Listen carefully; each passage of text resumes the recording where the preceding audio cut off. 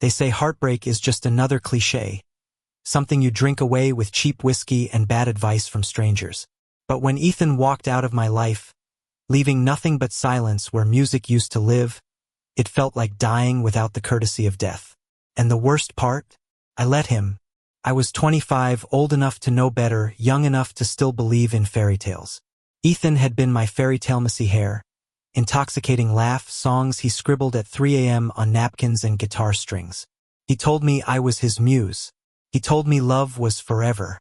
He told me lies. When he left, he didn't even say goodbye. Just a text, "Don't wait up. Don't wait for me." That was the day music betrayed me. That was the day I stopped breathing right, stopped sleeping, stopped wanting. But this isn't really Ethan's story. It's mine. And mine began again in the unlikeliest place. A hospital corridor with antiseptic air, fluorescent lights too harsh for broken hearts, and a man in a white coat who didn't just check my pulse, he found it.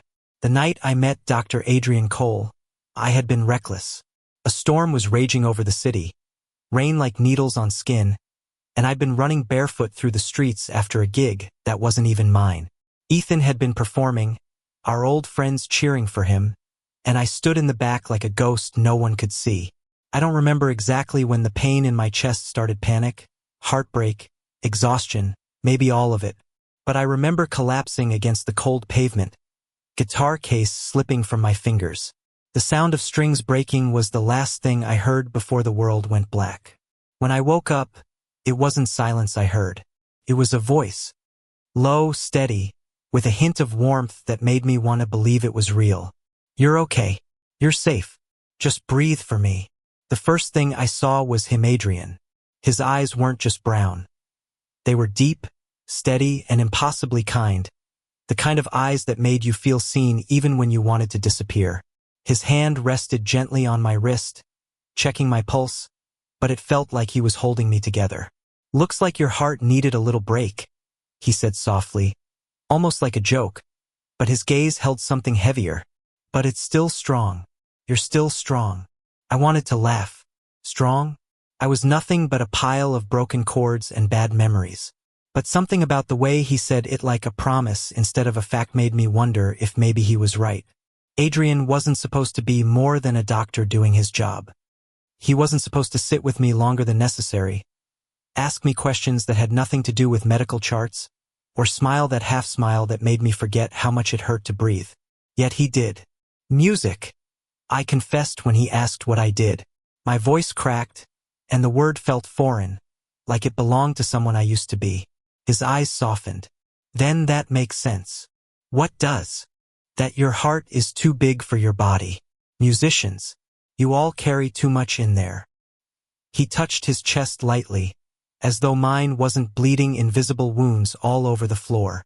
I should have looked away. I should have kept the walls up Ethan had left behind. But there was something about Adrian that made silence impossible.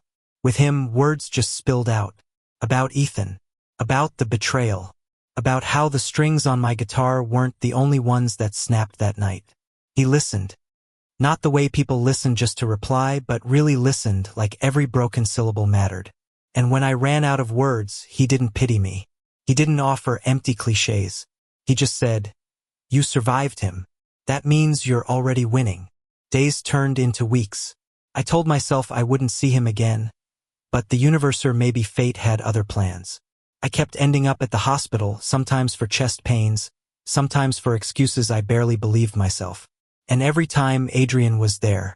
Sometimes in the hall, sometimes passing by, sometimes looking right at me like he already knew I was coming. "Still running without shoes?" he teased once. "Still pretending I'm not a disaster?" I shot back. That smile again. "You're not a disaster. You're just in progress." I hated how much I wanted to believe him. The turning point wasn't dramatic. No lightning bolt, no grand gesture. It was a quiet night, the city asleep, and Adrian found me sitting in the hospital garden with my broken guitar, strings hanging loose like veins. "You play?" he asked. "Not anymore." "Then why are you holding it?" I didn't answer. He didn't press.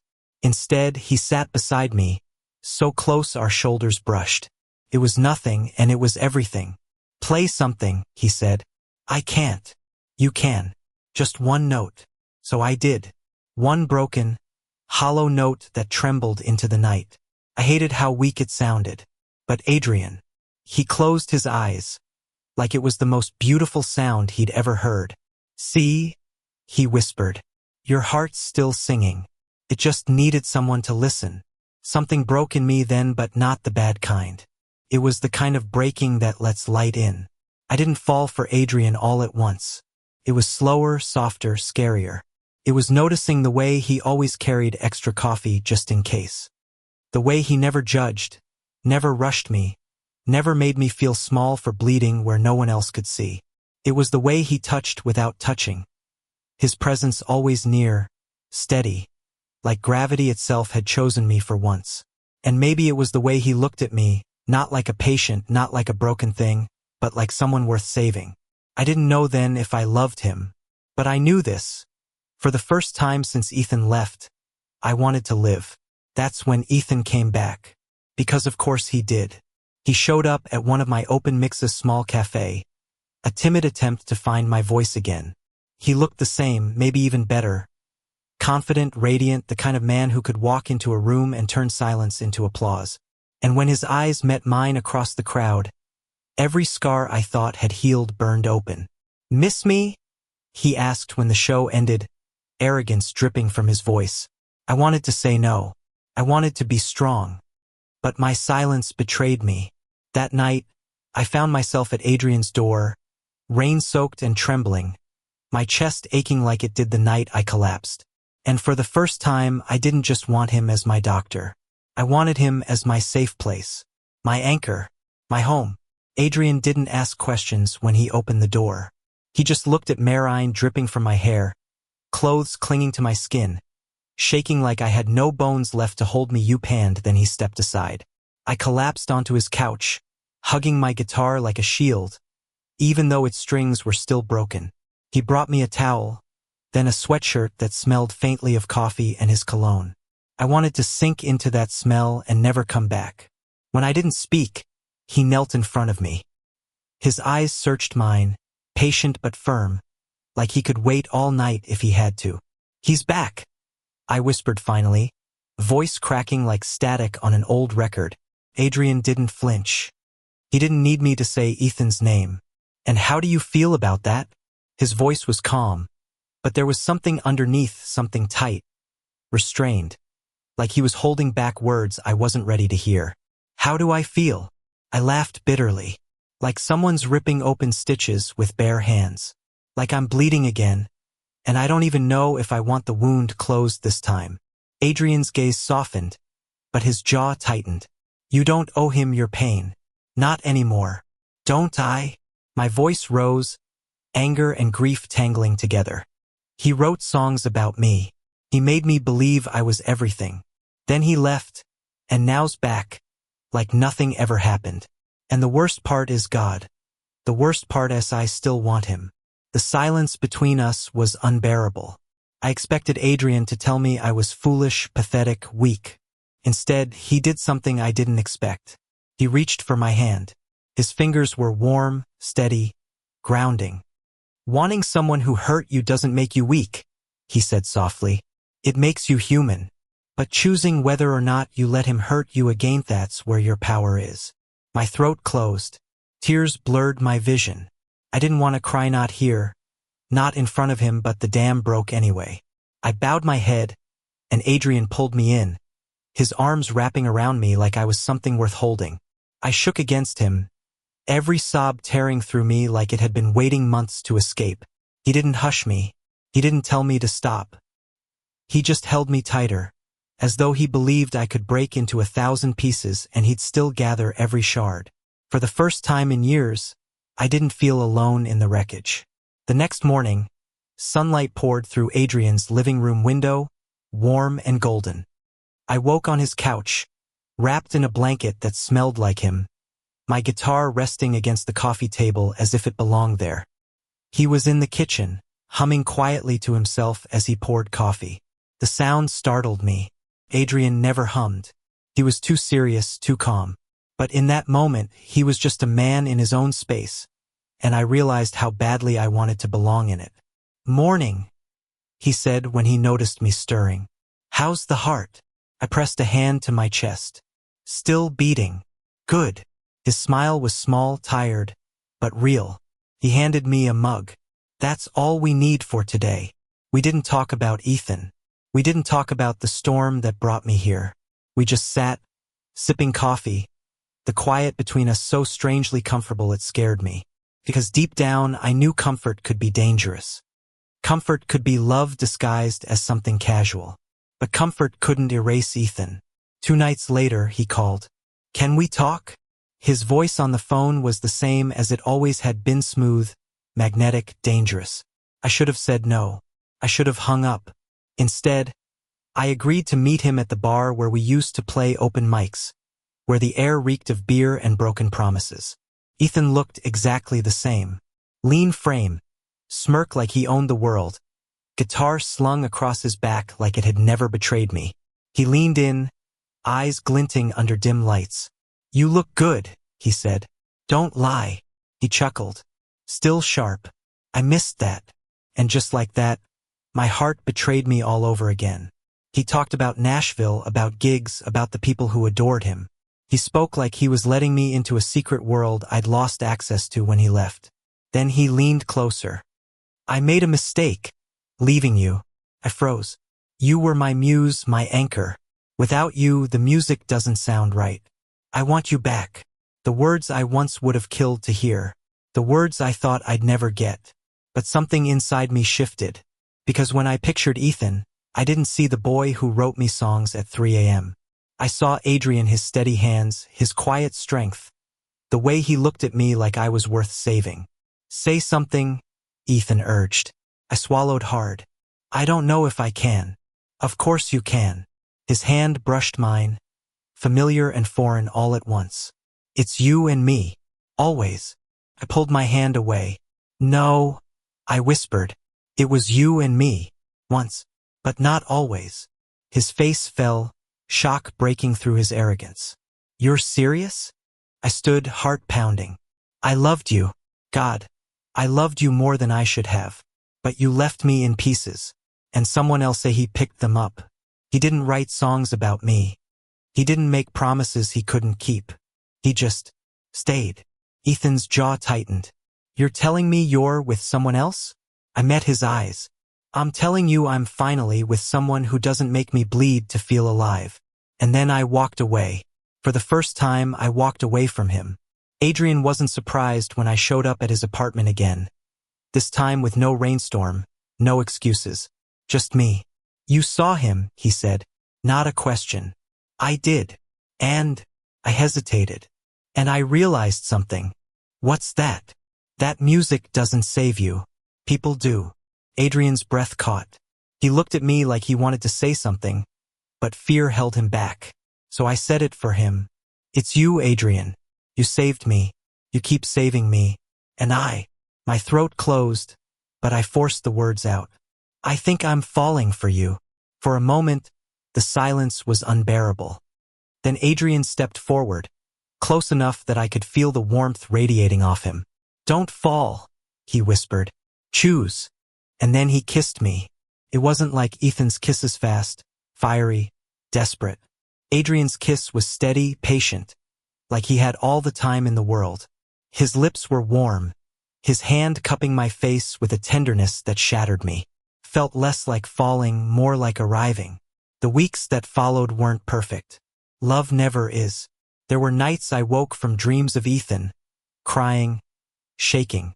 Adrian was always there, grounding me, whispering, "It's just a dream. You're safe now." There were days I doubted myself, questioned if I deserved this kind of love. Adrian never pushed, never demanded. He just reminded me in small ways that I did. A note left with my coffee. A hand on mine in silence. A smile that reached his eyes when I picked up my guitar again. Slowly, I started to play. Not for Ethan, not even for Adrian. For me. For the part of me that refused to die even when everything else did. And Adrian listened, every time like it was the most beautiful sound in the world. One evening, I finished a song I had been writing in secret. A song about heartbreak, survival, and finding peace in unexpected places. I played it for Adrian in the hospital garden, the same spot where he'd asked me for one note months ago. When I finished, my hands trembled, tears blurring my sight. He didn't clap. He didn't need to. He just pulled me into his arms and whispered, "You're home." And for the first time, I believed it. The thing about peace is that it doesn't always arrive quietly. Sometimes it comes with storms. For weeks, Adrian and I found a rhythm soft, steady, the kind of rhythm that heals instead of breaks.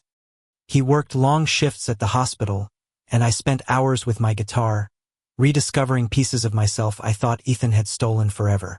At night, we shared dinners, silence, laughter. Sometimes he'd fall asleep on the couch, head tilted back, exhaustion pulling at his features. I'd sit beside him, strumming quietly, watching the man who unknowingly rewrote my definition of love. But just as I began to believe this fragile happiness could last, Ethan returned like a shadow that refused to disappear. It happened on a crisp Saturday afternoon. Adrian had insisted I play at a local coffeehouse's open mic, not for the crowd, he'd said, smiling gently. For yourself. To prove that your music isn't tied to him anymore. I agreed nervously, but with a flicker of pride. The coffeehouse was small, intimate. Wooden tables scarred by time, string lights glowing overhead, the kind of place where music didn't just echo, it lingered. I played a song I'd written weeks before, about healing, about finding light after drowning in darkness. My hands shook, but the moment I spotted Adrian in the crowd, arms crossed, gaze steady, smile soft, I felt grounded. The notes came easier. The words flowed freer. The applause was warm, genuine. I bowed awkwardly, heat rushing to my face. And then I saw him, Ethan, leaning casually against the back wall, arms crossed, smirk carved into his face like he owned the room. My chest tightened. For a split second, it was as if time rewound on stage, him in the crowd, our worlds tethered by invisible strings. When the event ended, he approached, weaving through tables like a predator stalking prey. "Beautiful," he said, voice dripping with nostalgia. "That Sanjit was about me, wasn't it?" I froze. Before I could respond, Adrian stepped in, his presence solid at my side. "You heard him. He was singing about healing. That doesn't sound like you." Ethan's smirk faltered, then sharpened. "And you are someone who's not leaving," Adrian replied firmly. The tension was suffocating. I could feel the eyes of lingering patrons on us, whispers beginning to rise. I grabbed Adrian's arm. "Let's go." But Ethan's voice followed, low and poisonous. "You'll come back to me. You always do." His words clung to me like smoke long after we left. That night, silence filled Adrian's apartment. I sat on the edge of his bed, guitar in my lap, staring at strings I couldn't bring myself to play. "He won't stop," I whispered finally. Adrian sat beside me. "Then we'll stop him." I turned, startled. "We? Do you really think I'd let you fight him alone?" His eyes held mine, steady and unwavering. "You've carried this weight long enough. It's not just yours anymore. It's ours." The words cracked something inside me. I hadn't realized how desperately I needed someone to say that. Ours.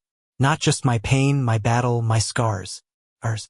I leaned into him, burying my face in his shoulder. He wrapped his arms around me, and for the first time in days, I felt safe again. But Ethan wasn't finished. He started showing up at gigs, lurking at the back of rooms, sending texts late at night, messages that twisted my stomach. "I wrote a new song about you. Want to hear it? You can't erase us." He doesn't know you like I do. I ignored them at first, deleted them, blocked his number only for him to find another way. One evening, after a particularly long shift, Adrian came home to find me sitting on the floor, phone clutched in my hand, tears burning down my face. "He won't stop," I choked out. "He won't let me go." Adrian knelt, prying the phone gently from my fingers. He read the messages, his jaw tightening with every word. Then he set the phone down carefully, like it was a weapon he refused to let control us. "Listen to me," he said, cupping my face. You are not his. Not anymore. He doesn't get to own your voice. He doesn't get to own your heart. Not while I'm here. My chest heaved. But what if he's right? What if part of me still belongs to him? Adrian's thumb brushed my cheek. Then we'll take it back. Piece by piece, note by note. Until there's nothing left of him in you. I wanted to believe him. God, I wanted to. A week later, Ethan forced his way into my world one last time. I was performing at a small downtown venue, my first official booking in months. The stage lights burned hot. The crowd was larger than I expected. And my nerves buzzed like electricity under my skin. Halfway through my second song, I saw him. Front row. Ethan. His eyes locked on me, daring me to falter. My fingers trembled on the strings. Sweat slicked my palms.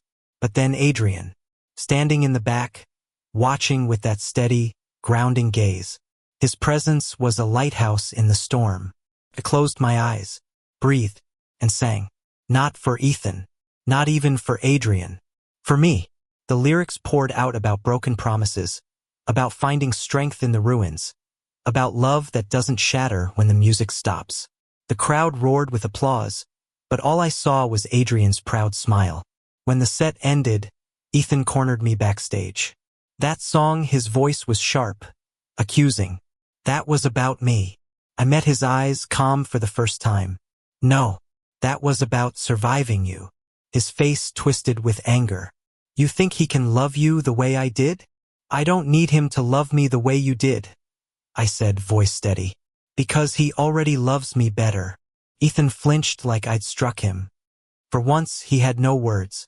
He just turned and left, the slam of the door echoing like the final note of a song I never wanted to play again. After the show, Adrian found me outside, the night air cool against flushed skin.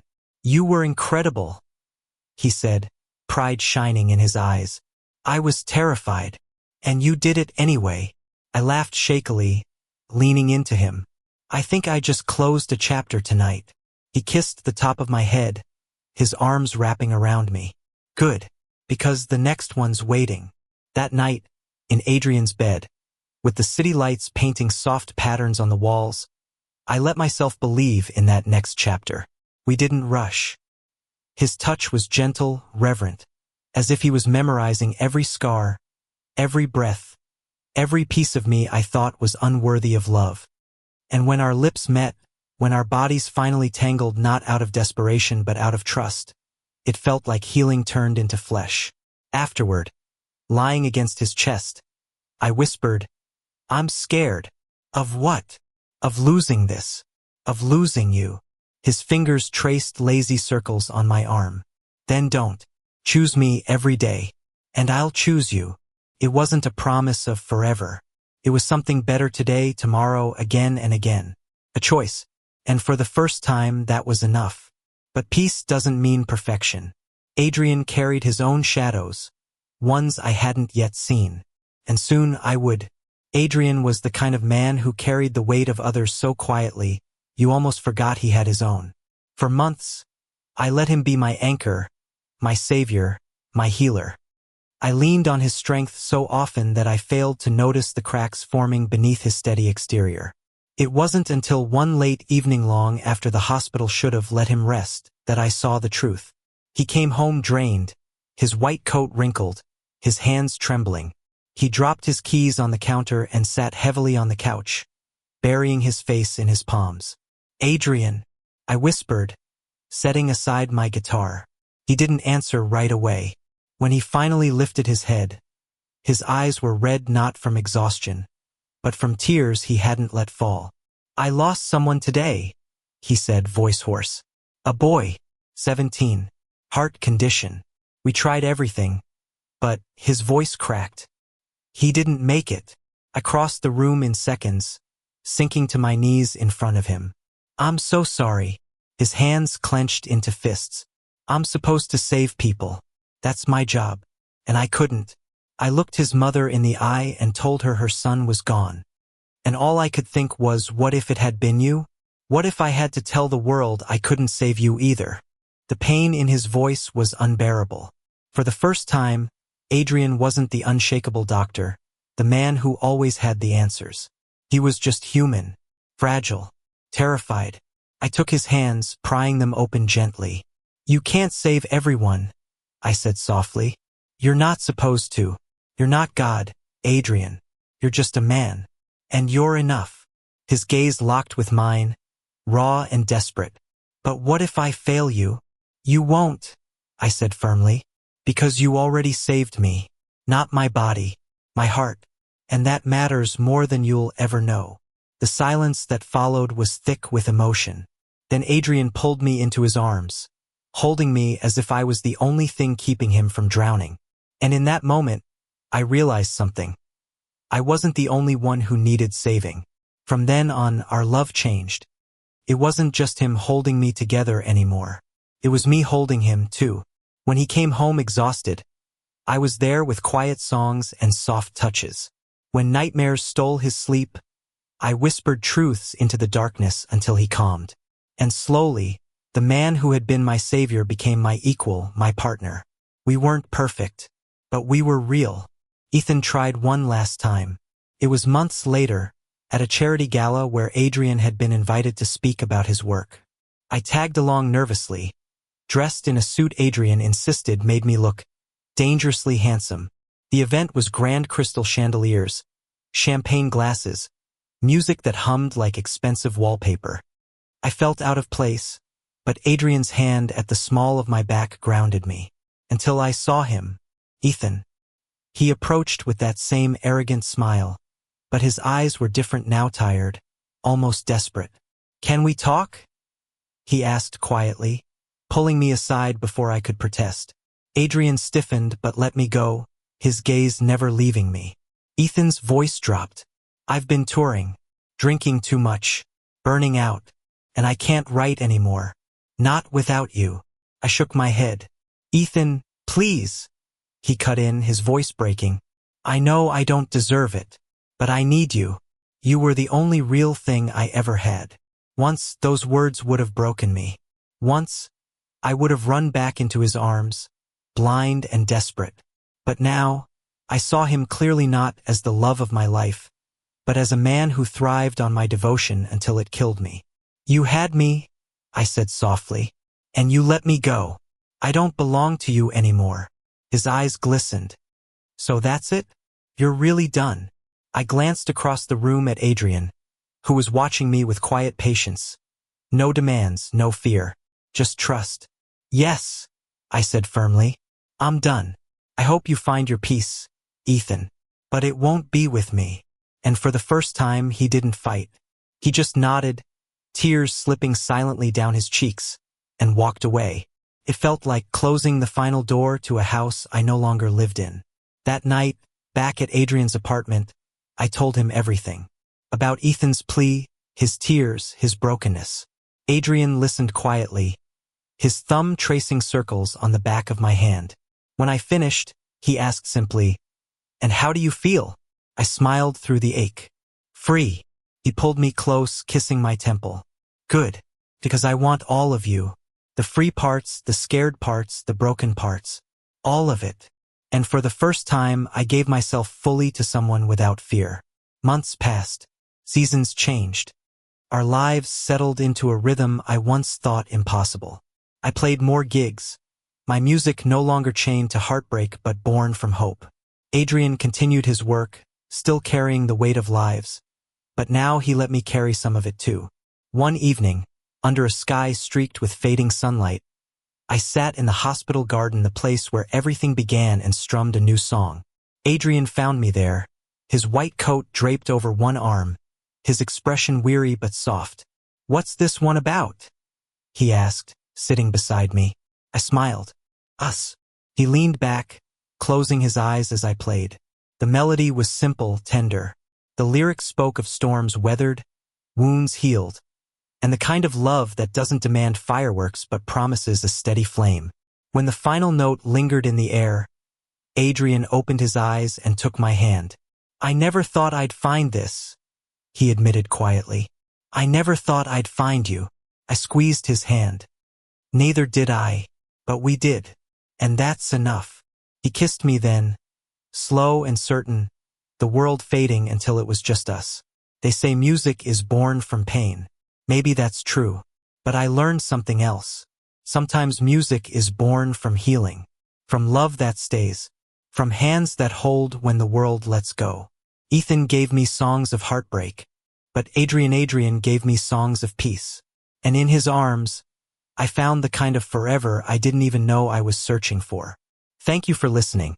If you find it interesting, please like and subscribe to follow the next stories.